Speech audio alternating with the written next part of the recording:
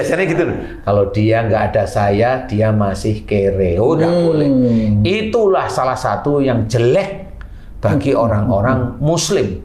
Dia berarti menuhankan dirinya.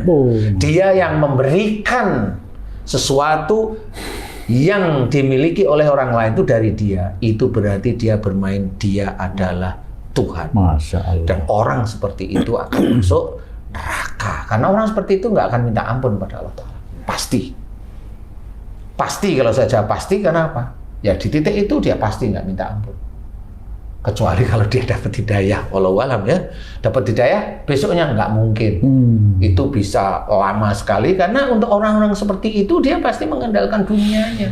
Dia kalau nggak ada saya, masih dia jadi artis, umpamanya kan begitu. Kata-kata yang paling gampang diucapkan itu, yang sering saya dengar itu Pak Ustaz. Ya, di tempat kerja, dimanapun. Kalau saya kayaknya sulit betul, ya, insya Allah betul, ya. betul. Sulit ya. Dia harus ngomong. Harus menjaga lisan berarti Pak Ustaz. Kamu bisa berhasil itu karena Allah. Enggak, saya berhasil karena Ustaz. Enggak, karena Allah. Salah kamu. Masya Allah. Kamu berarti kalau berhasil karena saya, kamu menuhankan saya. Nggak boleh. Stop bicaramu. Gitu. Kalau saya begitu, stop bicaramu mulai sekarang. Kalau enggak, jangan dekati saya. Karena kamu akan masuk neraka. Masya Allah. Kalau saya tahu dengar begitu, saya stop. Kamu salah. Karena ada orang yang, kalau saya nggak dibantu Ustadz, saya pasti gini. Senyum loh. Itu nggak boleh. Berarti dia sadar dan dia menuhankan dirinya. Astagfirullah. Tanpa dia sadari itu Pak Ustadz ya.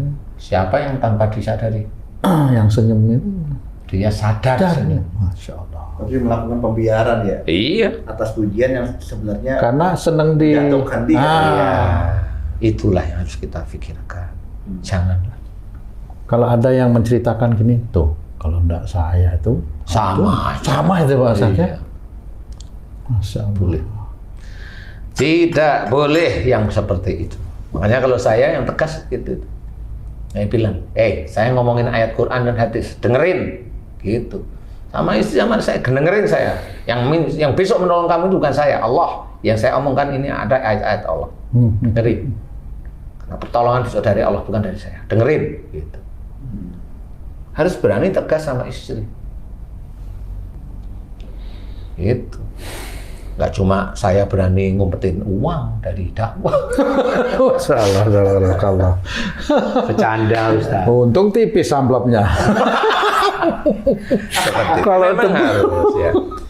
Insya Allah seperti itu. Mudah-mudahan kabar sedekah ini bisa bisa menjadi ilmu. Amin. Sehingga amin, kita itu mau masuk ya golongan yang mana? Golongan dicintai Allah. Ayo kita belajar lurus. Amin. Karena kita sendiri ini masih makhluk Allah Ta'ala yang masih belajar. Selama nyawa kita itu masih dititipkan oleh Allah Ta'ala kepada kita, di situ kita masih belajar.